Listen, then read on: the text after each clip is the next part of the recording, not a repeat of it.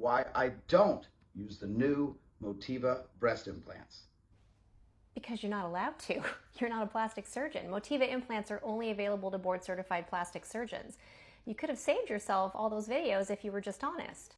Women deserve accurate, evidence-based information when making decisions for their bodies, and I would hate to think that you were fear-mongering to manipulate women so you can make a profit. I would hate to think that was the reason for those videos. And I do, of course, appreciate a nice dramatic reading, like you did of the discussion section of that paper, but let's talk about a few of the concerns with Motiva implants.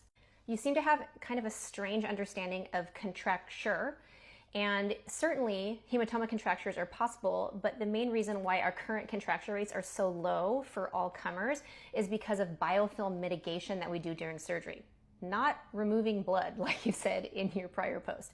It's the things that minimize biofilm. So NAC tegaderms, Keller funnels, the irrigants we use, all of these things mitigate biofilm. And yes, a select group of plastic surgeons that were part of the approval study is why the contracture rate and complication rates were so low. Plastic surgeons. And while I appreciate your concern for ALCL, that is something that has been concerning plastic surgeons for a long time, as we are the ones that led the charge for diagnosing, for our registries, for treatment. This is something that we hold near and dear, and we of course have been monitoring this type of texturing for a long time. And as I said in a video earlier this week, Motiva's texturing is 4 nanometers, smooth is 0 to 2.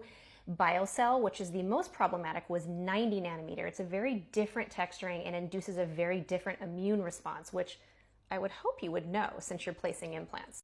But here's the deal. No implant is perfect. Every implant has potential issues.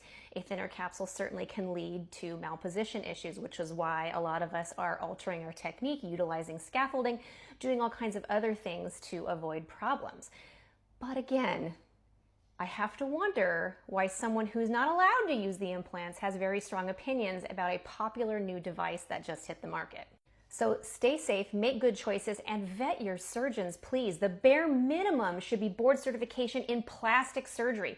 Surgeons that care about you and your safety do the appropriate training, and that should be a bare minimum. Everything above that, of course, is icing, but the bare minimum is proper training and board certification. And I'm going to say it one more time. Women deserve accurate, evidence-based information. They don't deserve pseudoscience. They don't deserve fear-mongering. They deserve real experts. And if you'd like to learn a little bit, my friend, about capsular contracture, I will be lecturing on it at ASPS this fall.